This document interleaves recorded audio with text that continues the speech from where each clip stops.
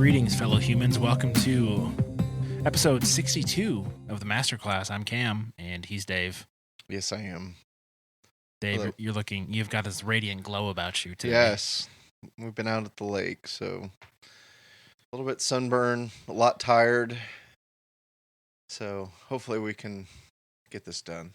I think we're gonna be fair to okay. Okay. That's what we're aiming for today. But yes, it is.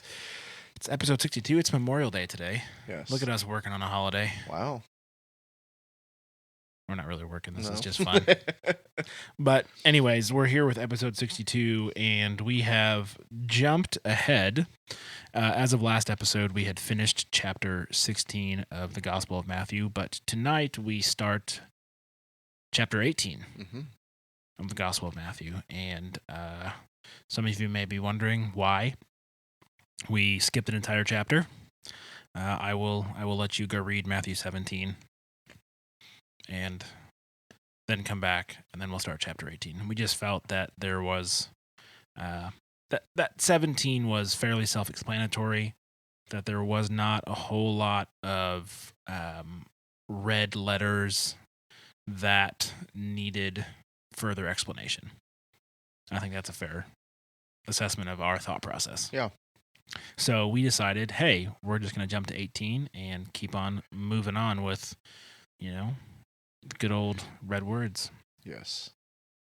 So that leaves us today with Matthew 18, verses 1 through 9, potentially. We'll see how far we get. We'll see. We may not make it through all 9, but that's what we're aiming for today. So, Dave, would you go ahead and read, please? Absolutely, yes. So we're Matthew 18, verses 1 through 9. At that time, the disciples came to Jesus, saying, "Who is the greatest in the kingdom of heaven?" And calling to him a child. And calling to him a child. Is that really how that reads? And calling to him a child, he put him in the midst of them and said, "Hey, kid, get over here." Okay, so he was calling a child to himself. So, all right, I apologize.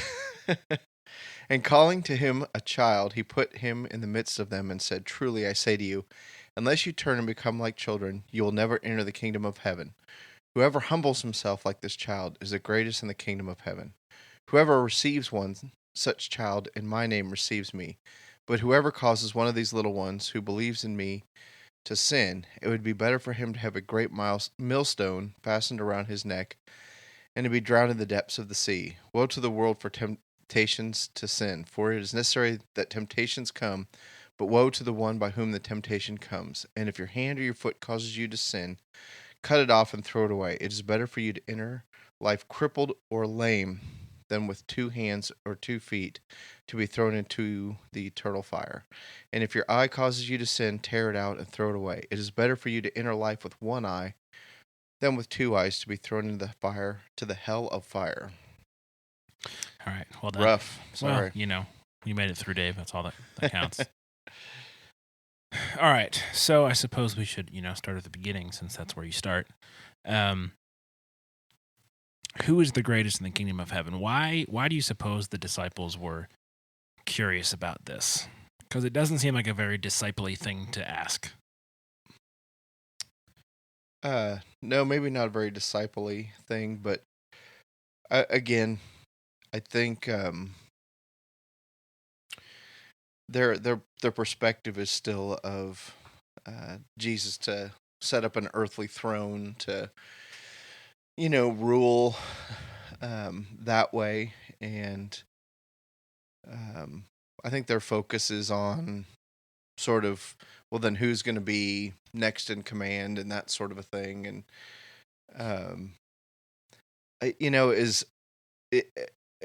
for the time and for the way things were, I think that was probably a pretty fair question. It was pretty common to, who's your right-hand man and that sort of a thing. But Jesus was, he's constantly, as we've mentioned many times, he's changing the game. He's changing the way people view the world and what's important. And really, I think in a major way here, he does that with his response to them about who's the greatest. Yeah, I don't think any of them expected that sort of an answer No. whatsoever. Yeah, I agree with what you said about them wanting to know who's going to be, the right hand and who has the power in the new regime and all of that, especially because what is it? John and what's his brother's name? The brothers of Zebedee. Yes. Was it John and James? No. No, because James is Jesus. Is it Andrew? I don't know. Anyways, those two, one of them, their mom gets involved. Yes, and wants to know. And wants to know if they can sit at his right hand when he comes into power. And they have to be like, oh, Mom, not in front of my friends. And Jesus has got to explain, that's not how this is going to work, because clearly you guys don't understand yet how this is going to be different. But what I think is most interesting about this is that he immediately understands what their heart is in asking the question. Mm-hmm. And instead of, lecturing them or explaining to them in, patronizing father talk, he just grabs a kid, which is, and the thing that I've come to notice about Jesus is that when he is trying to make a point, he seems to know exactly the right way to do it. Mm-hmm. Whether that's flipping the tables over, whether that's washing feet, whether that's telling, Mary or Martha, I can't remember which one was being super busy. He always has an easily understandable example and illustration to point out. And so he grabs this kid and he says, truly I say to you, unless you turn and become like children, you will never enter the kingdom of heaven. Mm-hmm. And while I think that certainly would have caught them off guard and is not at all what they were expecting, I think their initial response would have been like, well, what does that mean? Because we're expecting one thing, to be rulers and to take over and to rule ourselves, and you're saying I've got to be like a kid. Mm-hmm. Kids don't rule. Kids don't really know how the world works. Kids are naive. Kids are, to Jesus' point, humble because they just don't know, and so I think that this brings up a whole nother set of questions, which I would like to get into, is when he says, unless you turn and become like children, you will not enter the kingdom of heaven. What does that mean, to turn and become like a child? Like, do I have to, lose all of the knowledge and experience I've gained since I was a child to become a child? Like, what purpose does that serve? So I'm just curious what your thoughts are on the whole be like a child. Well, a couple of thoughts. One, a child in Jesus' day was truly a second-class citizen. It was, you did not have any value unless you could hold a job and actually contribute to the family. I'm not exactly sure timeline, but it wasn't unusual for around this time, and I'm not exactly 100% sure when and where, but for a female child, a daughter, to just be left out into the elements to die. So when we think of children, again, in 21st century America, we very much have this sense of if you do something to a child, people very much hold, even though they're naive and young, there's this element of we kind of hold kids up in that, kind of my warped perspective as a police officer is, child molesters are the lowest of the low. Like even in prison, the pecking order in a prison, a child molester is the bottom of the rung. And we just don't, and I don't, not that they would think child molestation was fine in Jesus' day, but kids just didn't hold a whole lot of value. And so I think one of the things that's going on here is that, you know, because the verse says, whoever humbles himself like a child is greatest in the kingdom of heaven. So I think there's that element of just truly emptying ourselves and humbling us to the point of becoming like a child who in Jesus' culture, didn't have much value. You were kind of there until you could actually contribute. And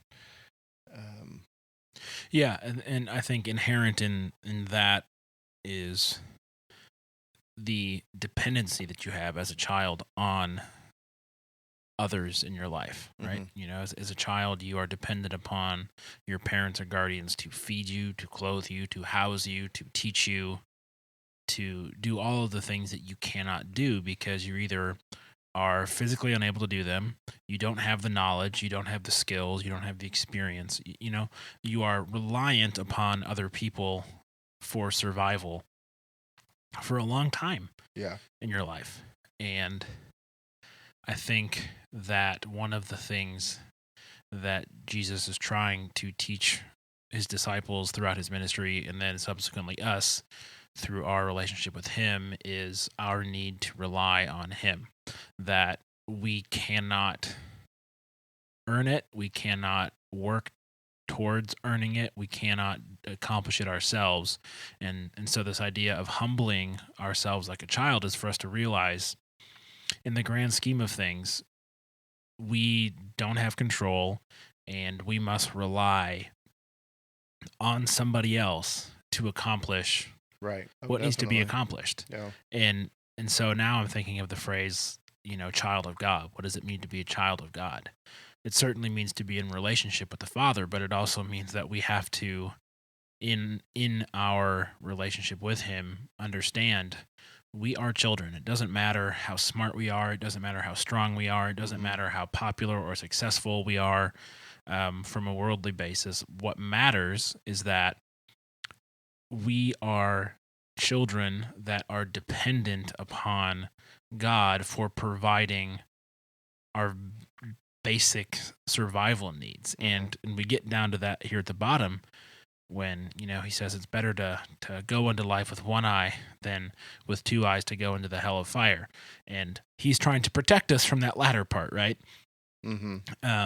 He's trying as a good parent to provide life and safety and, perfection for his children. And so I think it's easy to get wrapped up in to be like a kid, you've got to, be joyful all the time and discover new things. And I think that might be taking it a little too far into be an ignorant, little kid. I think one of, to, I guess, put a final bow on my idea here is that being a child in comparison to God is just all about dependence and realizing that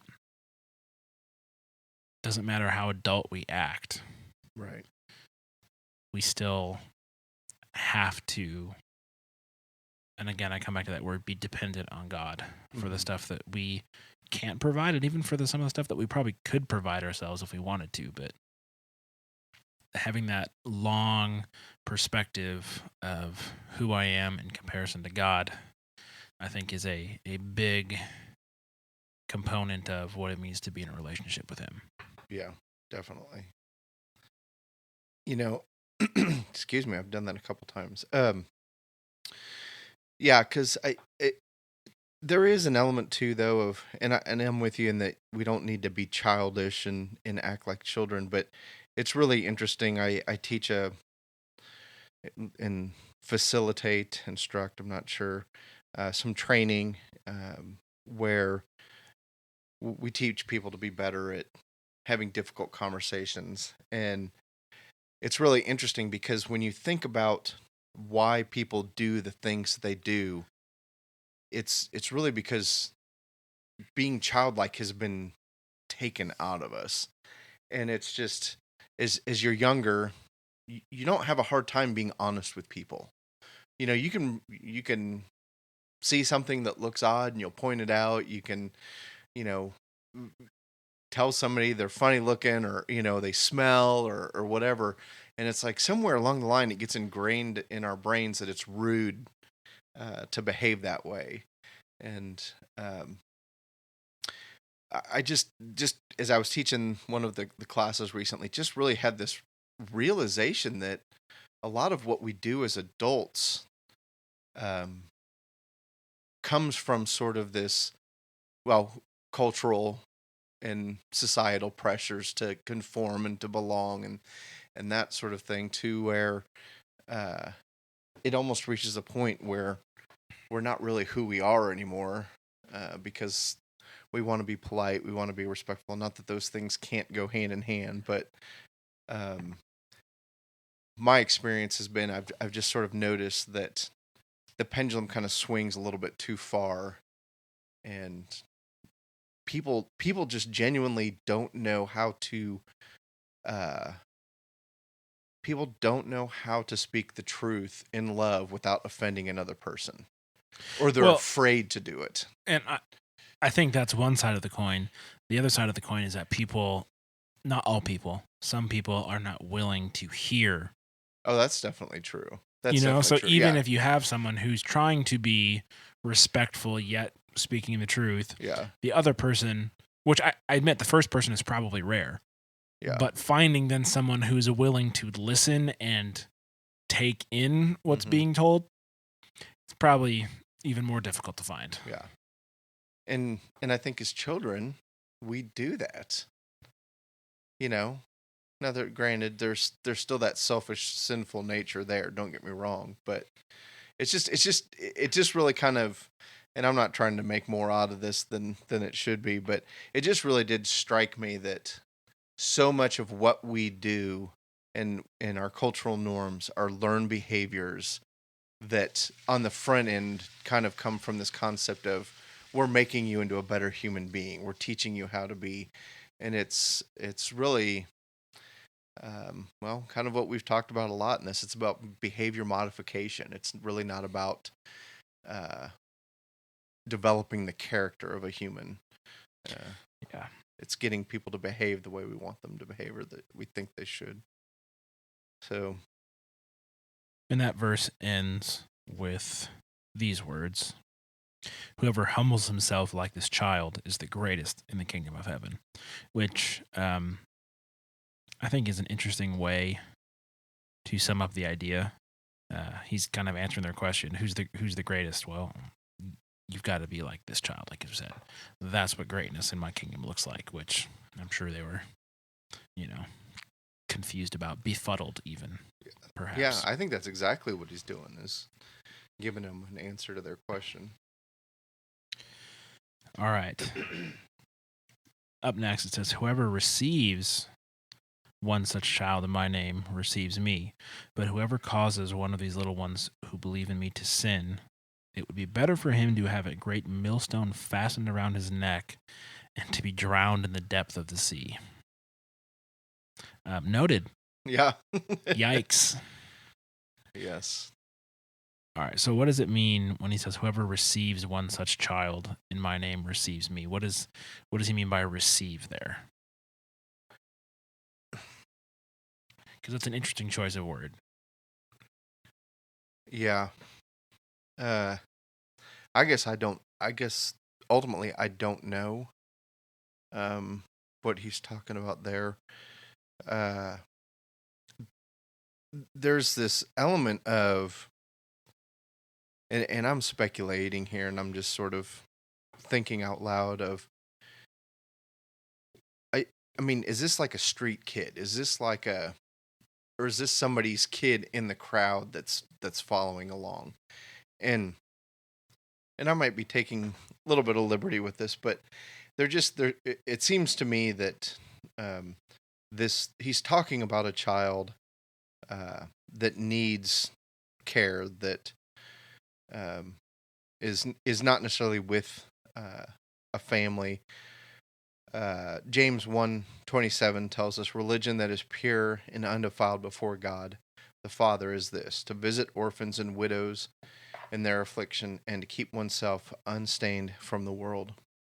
And I do know that one of the things that Jesus did in his time here on earth was elevate the status of people like orphans and widows in the Christian church, or the church um, at that time really stepped up their game after Jesus when it came to taking care of widows and taking care of orphans, um, and just seeing the importance of caring for another human being, for the fact that they are another human being, that didn't occur on a regular basis before Jesus came.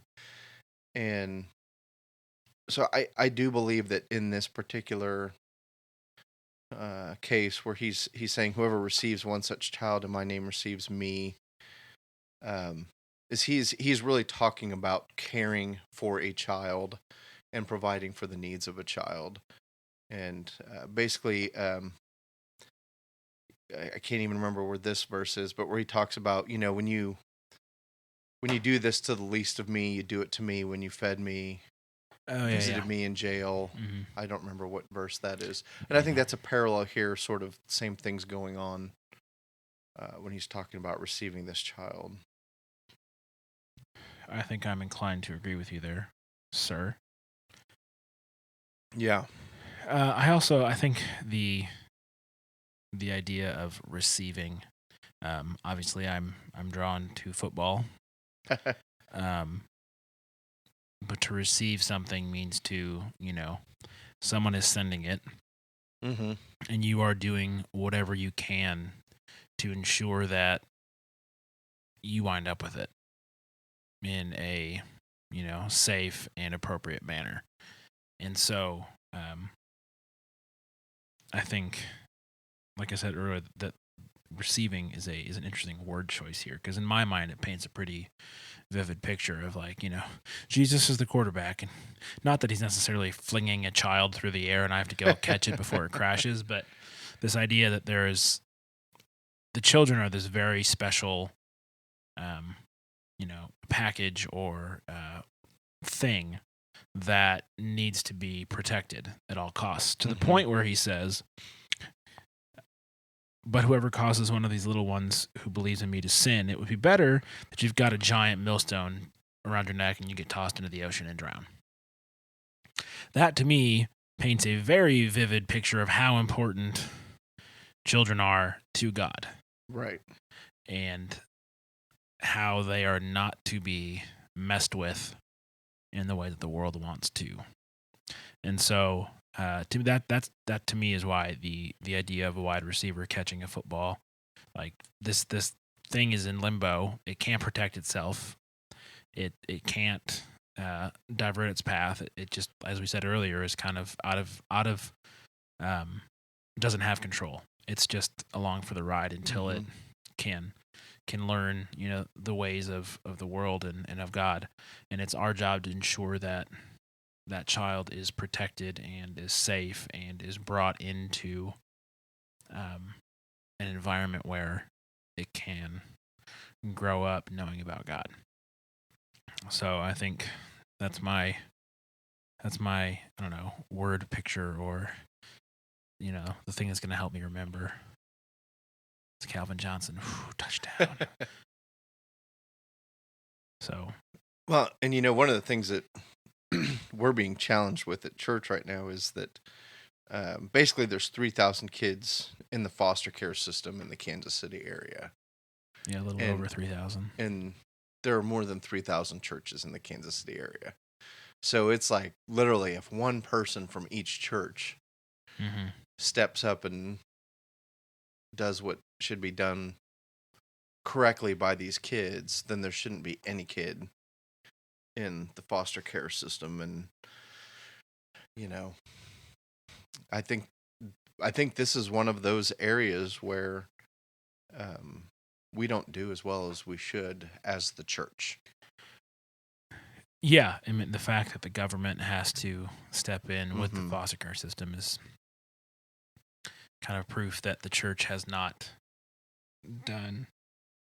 And you hate to just make a blanket statement like the church has failed children, because there are plenty of people in plenty of Absolutely. churches that are Yes. doing wonderful, amazing, good things on the behalf of children. But that being said, there's still an issue of kids that are stuck in the system Mhm. and are never going to get a fair shake because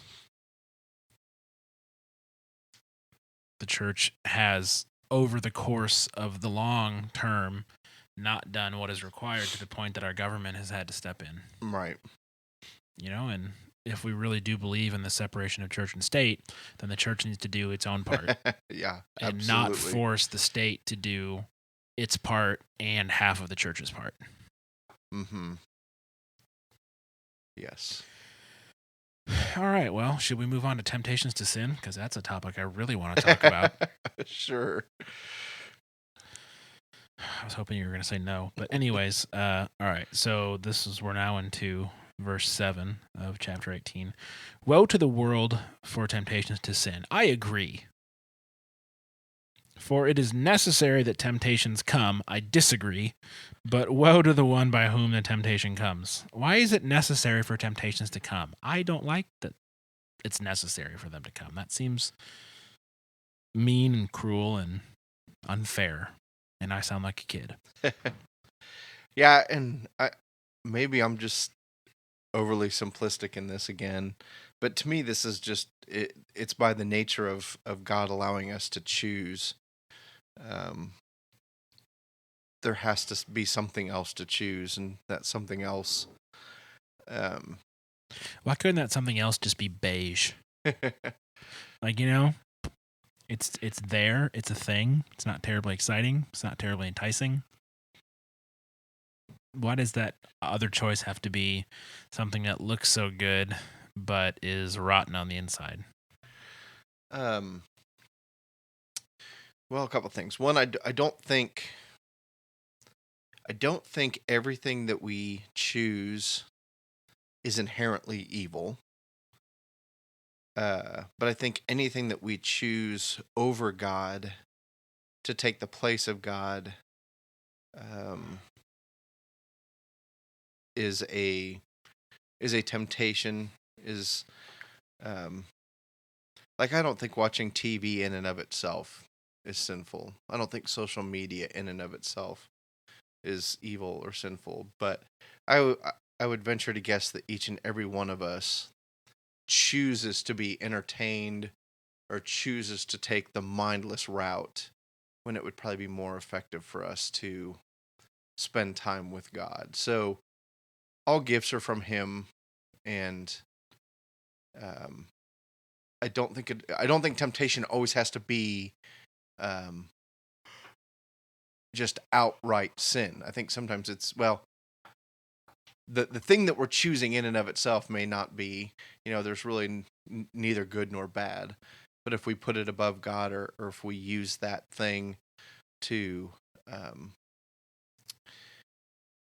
satisfy us, to pacify us, to do whatever it is that we should be allowing God to do.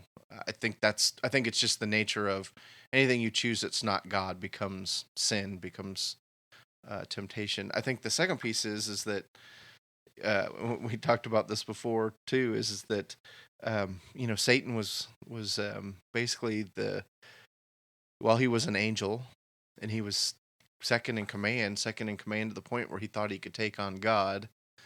And so when, uh, as the Bible says, he fell like lightning from heaven, um, the person that tempts us, he's not a little red guy with a pitchfork and um, horns and red suit and all that good stuff. He is very attractive, very appealing, very good uh, at what he does. Um, say what you will about the movie. I think it's called Bedazzled, and I think I've mentioned it before, where uh, Oh, I'm gonna draw a blank on her name now. It was Brendan Fraser and Elizabeth Hurley, right? Elizabeth Hurley, thank you.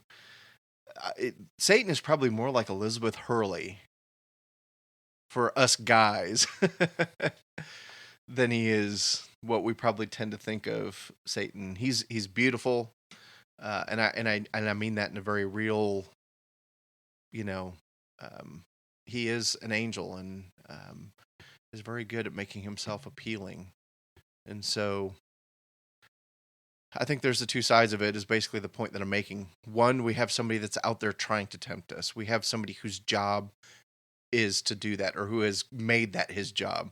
His job is to work very diligently at causing us to not choose God, and he puts those things out there to tempt us. And then I think there's just the second inherent piece of, much like Satan, there was nobody there tempting him. He made a choice to go against God, and I think we do the same thing. Anything that we choose, and we elevate to a place higher than God, is also temptation. So, long answer to a I'm not gonna say easy question. Well, I think your answer is sufficient to make me stop whining. So, mission accomplished. I'm gonna keep whining. I'm a whiner. I like to complain. Well, I meant whining on the podcast. Okay. Come on, you know me. All right. Now we get to the fun part. If your hand or your foot causes you to sin, cut it off and throw it away. Mm-hmm. It is better for you to enter life crippled or lame than with 2 hands or 2 feet to be thrown into the eternal fire. And if your eye causes you to sin, tear it out and throw it away. It is better for you to enter life with 1 eye than with 2 eyes to be thrown into the hell of fire. Mm-hmm. So here's my question. What if your brain tempts you to sin? I can't really remove that. No. And not live. Because you could have a lobotomy. Yeah, this is very much the he does not want us to do this, and it is that whole kind of back to what you were talking about earlier of just we are dependent on him. I mean, we are literally like children. We can't physically do anything to save ourselves. Yeah, there might be this concept, and basically what he's doing is he's taking the law to its logical conclusion of if you really play this out, and that's what the Pharisees and the Sadducees had made the law, was this list of things that they would or wouldn't do to keep themselves from sinning, and he's just saying, well, go ahead and take it to its logical conclusion. Ultimately, you're dependent on my grace, much like a small child is dependent on someone to provide for them. They can do nothing on their own. You are exactly the same way when it comes to temptation, when it comes to sin, and when it comes to forgiveness from those things. Well said, sir. Well said. I'm inclined to agree with you. Well, thank you. Well, I think that brings us to the end. Yeah. We got through those 9 verses much quicker than I had thought we would. So that's good or bad, I'm not sure. But, either way, it is what it is. So that is it for episode 62. If you guys want to get in touch, we would certainly love that. You can get Dave on Twitter at 108HBO. You can get me at Cam Brennan, or you can email us hello@supermegacorp.net to share your thoughts, to correct ours, or to offer further wisdom. Assuming that what we have is wisdom. Yeah. But anyways, well, I guess that's it, Dave. All right. Bye. Bye.